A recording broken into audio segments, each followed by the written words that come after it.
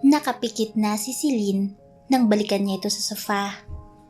Umupo siya sa tabi nito at maingat na pinahiga ang asawa sa kanyang kandungan. Hindi niya naaabalahin panggisingin ito, bagkus tatabihan niya na lang at doon na rin matutulog. Maaaring pagod ito sa unang araw ng acting workshop nito at sa paghihintay sa kanya na makauwi ng mansyon. Kahit ilang beses niyang pagmasdan ito ay hindi niya pagsasawaan ang napakaamo nitong mukha na nais niyang makita sa tuwina. Kung papayag nga lang ito na makilala bilang kanyang legal na asawa, ay tiyak na hindi na ito pa mahihirapan sa trabaho at maiiwasan niyang mag-alala kapag hindi ito kasama, dahil kahit ilang bodyguards pang kailanganin nito ay ibibigay niya, masigurado lamang ang kaligtasan nito. Ngunit sa kabila ng tago nilang relasyon, ay malaya naman silang nakagagalaw sa mundo nila bilang mag-asawa.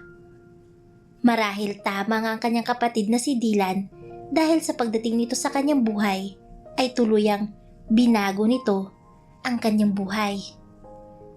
Ipinagpapasalamat niya sa araw-araw na ang babaeng katabi niyang natutulog sa kama ay siya ring magigisnan niya sa paggising at pagharap ng panibagong araw. Sa isiping makasama lang ito sa bawat sandali ng kanyang buhay ay isang tunay na biyaya sa kanya. Sweetie, nang marinig ito at nagmulat siya, hinaplos nito ang kanyang muka.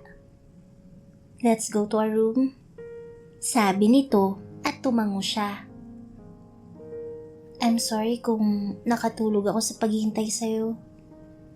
It's alright, Mrs. Anderson. Come here, sabi niya at lumapit na ito sa kanya.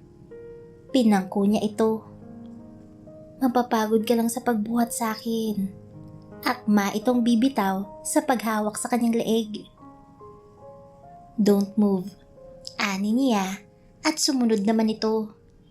Dire-diretso na silang pumasok ng kanilang silid at maingat niyang ibinaba ito sa kama. Ang ilaw sa lampshade ang tanging nagsisilbing liwanag sa loob ng kanilang silid. Inihilig nitong mukha sa kanyang dibdib at inakay naman ang isang kamay nito sa kanyang bewang. Masuyo naman niya itong kinintalan ng halik sa buhok. How was your day, sweetie? Maraming meetings, just like any other days. How about you? Marami ako natutunan today sa workshop at na-appreciate nila ang acting ko. I know. Tiningnan siya nito.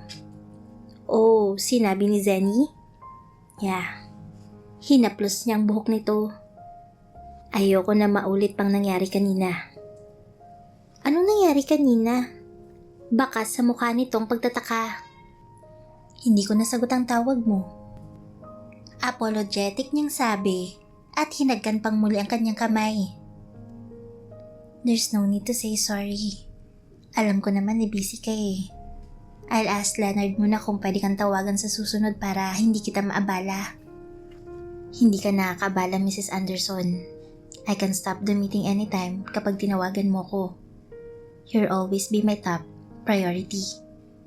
Tinitigan siya nito sa mga mata. Gagawin mo yun? That's 100% sure at wala silang magagawa kapag ginusto ko yun. You're my wife and you're entitled to have my most special treatment. They can never change that. Ngumiti ito. Special treatment talaga? Yep, I love you, my wife. Sabi niya. I love you forever, sweetie. Mabilis na nagtagpo ang kanilang mga labi at nanghinang ng matagal. Halos hindi sila dalawin ng antok. Iyon ang unang pagkakataon na makapag-usap sila ng tungkol sa maraming bagay. I'm the eldest kaya mas maaga kong sumabak sa business trainings ng mom at dad. Si Dylan naman ay kasulukuyang nagsisimula pa lang. So dalawa lang kayong magkapatid? Opo. My dad wished to have a daughter kaya lang hindi sila pinalad na magkaroon kaya sigurado kong matutuwa yun kapag nakita at nakilala ka nila. Are you sure? Napahawak ito sa dibdib. Bigla yata akong kinabahan. Bakit naman? Don't worry. They would love you for sure. At tsak kung gugustuhin lang magkaapo agad. Bigla siyang napangiti. Ikaw, gusto mo ba na mabigyan sila ng apo? Matagal niya itong pinagmasdang bago sumagot. Hindi ako nagmamadali, Mrs. Anderson. Gusto ko kapag gusto mo. Kinabig niya ito ng husto. Magkakaroon tayo ng babies sa tamang panahon. Babies? Kunot noon itong tanong. Pwedeng 3 o 4, right my wife? Bigla siyang naalarma nang makitang may luha sa mga mata nito. Bakit? I'm just happy. Kahit kasi may mga kapatid ako, hindi ko naramdaman ang totoong existence nila sa buhay ko. Feeling ko, hindi rin ako nag-i-exist sa buhay nila. Kaya pangako ko sa'yo, ilan mang babies ang pagkaloob sa atin, palalakihin at aalagaan natin sila ng maayos. Ayoko silang matulad sa akin na hindi naranasan ang totoong pagmamahal sa sarili kong pamilya. It's alright. We will definitely build a happy and loving family. I promise to you that. Hinila niya ang kumot. Forget those bad memories in your head. We will replace it with wonderful moments together. Naramdaman niyang tumango ito. Let's sleep. You still have acting workshop tomorrow. Nakatulog na si Celine ay nananatiling gising pa rin siya. Hindi biro ang naranasan ng asawa sa sarili nitong pamilya. Kailangan niyang gumawa ng aksyon dahil hindi niya hahayaan na maulit pa ang ganoong pangyayari. Hindi maiiwasan na magtagpong muli ang mga landas ng mga ito at gusto niyang nasa tabi siya nito kung sakali. Pero may hindi talaga siya maintindihan sa mga Adriatiko. Bakit kahit ang nagluwal mismo sa kanyang asawa ay hinayaan siyang tratuhin ng ganoon? Parang may mali at kailangan niyang malaman ang katotohanan sa likod ng pamilyang Adriatiko. Malapit pa naman na kaibigan ng kanyang pamilya ang mga ito noon kaya't mas lalo siyang nag-aalala o tama bang maalarma siya. Kailangan niya ang katotohanan sa lalong madaling panahon. Sweetie, tawag niya sa asawa nang magising na wala ito sa tabi. 5:00 pa lang ng umaga at ramdam niya pa rin ang lamig ng hangin mula sa bukas na bintana. Marahil ay inoff na ni Jackson ang aircon at minabuting buksan ang bintana upang makapasok ang sariwang hangin. Bumangon siya at dumiretso sa banyo, ngunit wala doon ang hinahanap. Mabilis siyang nagbihis at lumabas na ng silid. Abala silan sa kusina nang magtungo siya roon. Good morning, Ma'am Celine. Nakangiting bati nito sa kanya. Good morning. Napansin mo ba ang Sir Jackson mo? Tanong niya. Hindi po, ma'am, pero baka po naglakad-lakad lang po dyan sa labas. Sagot nito. Salamat. Ma'am, gusto niyo po bang uminom ng gatas? Ipagtitimpla ko po kayo. Mamaya na lang, Len. Salamat ulit. Okay po, ma'am. Tumango siya at nagmamadaling humakbang papuntang hardin. Nakita niyang nagdidilig si Tina ng mga halaman. Nang mapansin siya nito ay agad na ibinaba ang hawak upang lapitan siya. Good morning, ma'am. May kailangan po ba kayo? Magandang umaga rin sa'yo, Tina. Hinahanap ko lang si Sir Jackson mo. Nakita mo ba siya? Akala ko naman, ma'am, kung anong kailangan mo. Si Sir lang pala. Napatakip pa ito sa bibig. Bakit parang ang saya mo? Ma'am, ang sweet nyo kasi kagabi. Dinner with candlelight ang peg. Napatalon pa to sa kilig. Gising pa kayo kagabi? Nanlaki ang mga mata niya. Hindi naman namin sinasadya, ma'am. Napasilip lang po. Natawa siya sa sinabi nito. Sige ma'am, balik lang po ako sa pagdidilig. Ani nito at nagtaka pa siya nang kumaripas itong umalis. Hindi rin ito nasagot ang tanong niya. Napalabi siya sa isiping hindi man lang nagawang magpaalam ng kanyang asawa bago ito umalis. Babalik na siyang muli sa loob upang maghanda dahil kailangan pa niyang pumunta sa lugar ng acting workshop nang may kamay na tumakip sa kanyang mga mata. Are you looking for me? Halos pabulong na sabi nito. Sweetie, hinawakan niyang mga kamay nito. Hinahanap mo daw ako? Tanong muli nito nang hapitin siya sa bewang. Yeah. Humarap na siya sa asawang pawis na pawis at walang suot na pang-itaas. Gulat na gulat siyang tinakpan ng bibig dahil sa nakita. Ang dibdib nitong basa pa ng pawis pababa sa nakapanlalaway nitong abs. Muli siyang napatalikod sa hiyang mapagmasdan ang katawan ng asawa. Hey, don't be shy. Anong don't be shy ka dyan? Siguradong pagtitinginan ka ng kahit na sino kapag nakita kang ganyan ng ayos. Ani niya. Really? Pilyo itong nakangiti.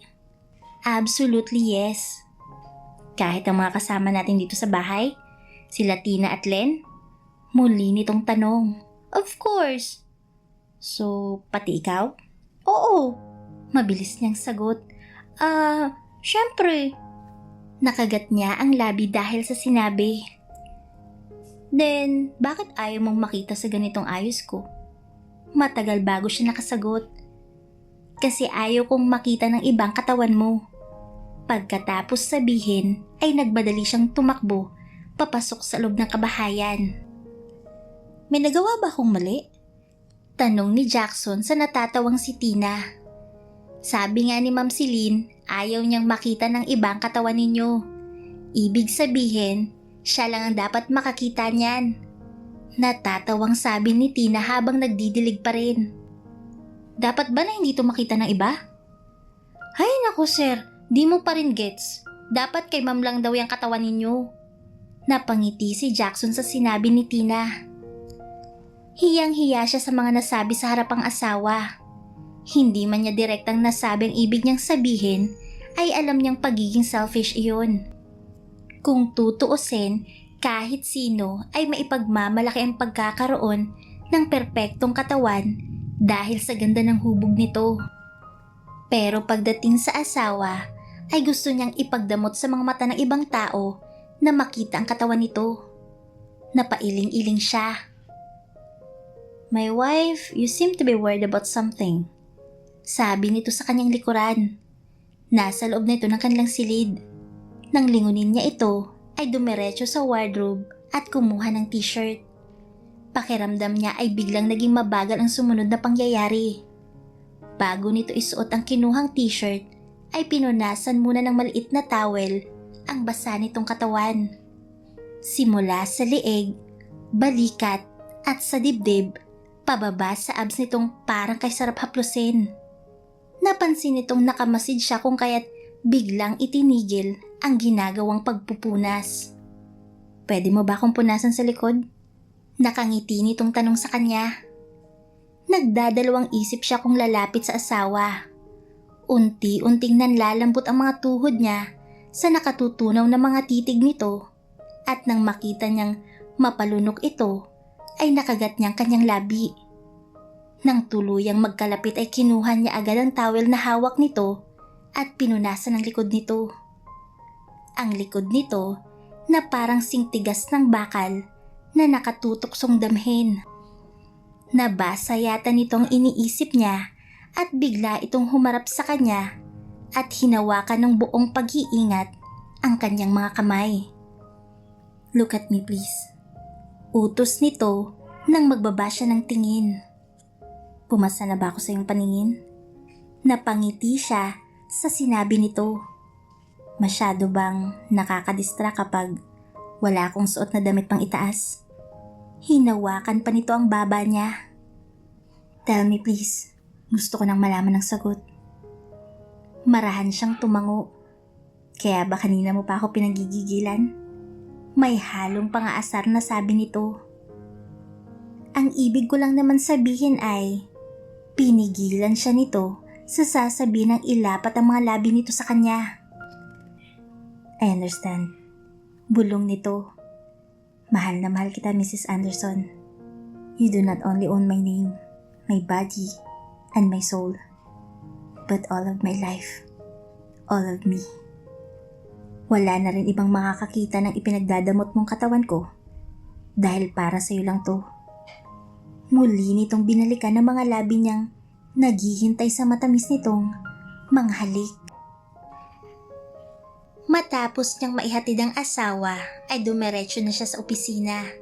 May mga tao nang nag-aabang sa kanya mula sa parking area pa lang kasama ng kanyang assistant na si Leonard. Good morning, Sir Jackson. Tumungo rin ang mga bodyguards na nakahilera sa kanyang dadaanan.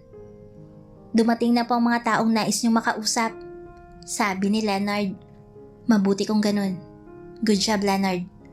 Tinapik niya ito sa balikat. Dumiretso silang pumasok sa opisina niya at naiwan sa labas ang mga bodyguards. Agad na tumayo bilang pagbati ang mga taong kanina pa naghihintay sa kanya. Have a seat please. Sabi niya sa mga ito na agad namang tumalima. Do you want coffee or something? Tapos na po kami magkape, Mr. Anderson. Nakangiting sabi ng isang lalaking may bigote. Okay, good. Ano po bang may tutulong namin sa inyo? Gusto ko munang malaman ang tungkol sa una kong pinaiimbestigahan. Sino ang nagkalat ng mga pictures ko nang walang pahintulot? Ani niya. Actually, Mr. Anderson, nahirapan kaming matrace ang taong pilit na ibinibulgar ang marital status nyo. Pero sa kabilang banda, napag-alaman namin na isa itong dating journalist. Patuloy siyang minamanmanan ng isang tao namin upang matukoy na ang eksaktong pagkakakilala nito. Salamat.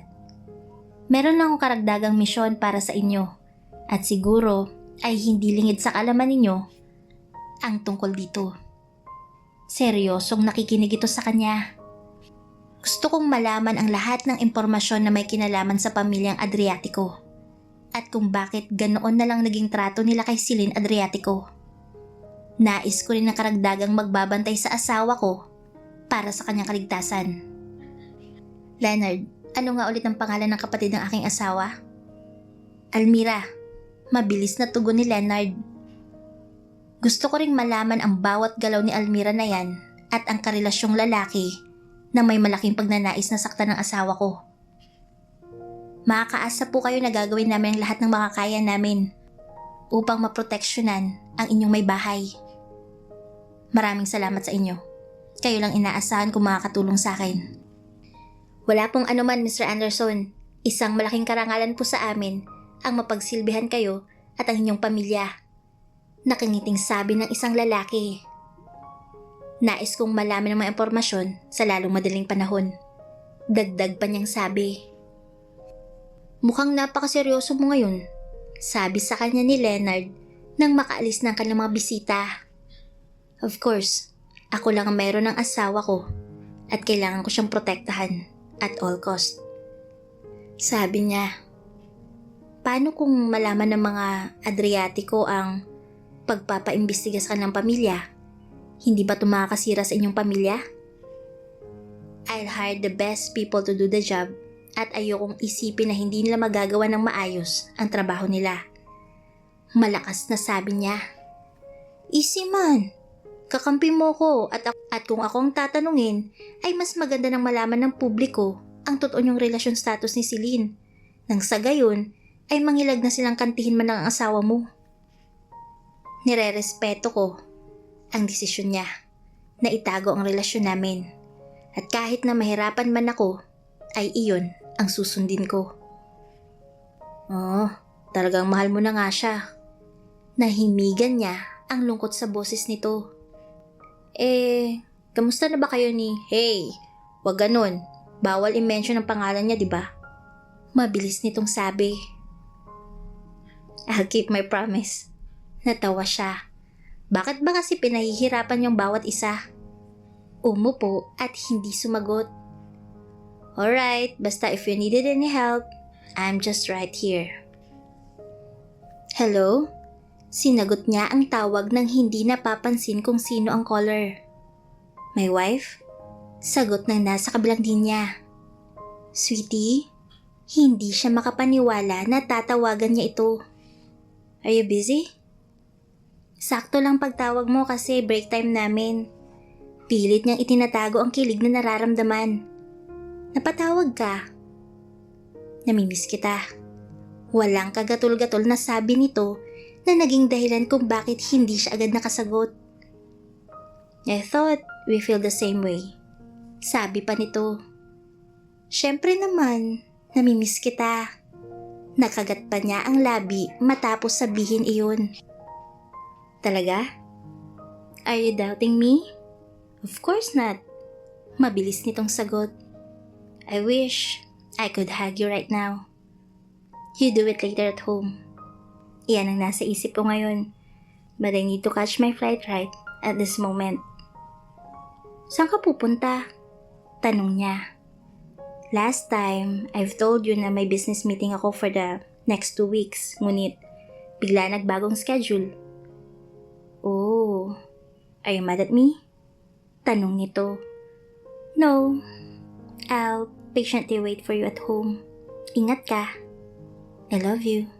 Ani nito. I love you more. Tugon niya.